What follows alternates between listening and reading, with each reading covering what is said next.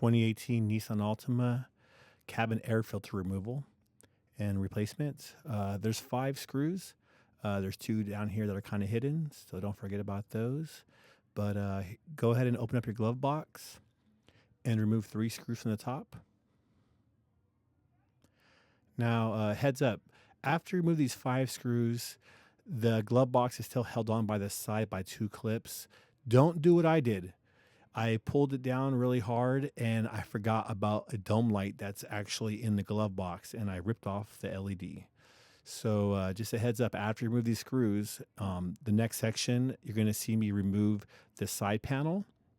Make sure you do that very slowly right here. So not this panel, but remove this side panel here. And then the glove box is held in by 2 clips. So when you pull down on this, pull down on it very gently and slowly.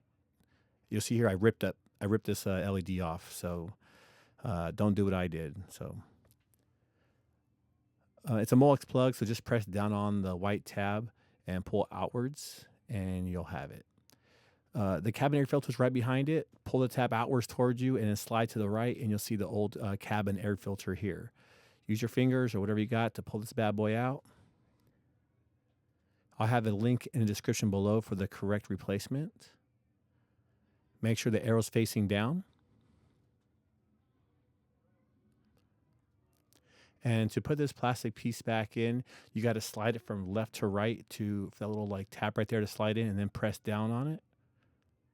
I mean press forward, and it should lock in. You should pull on it and it should not come out.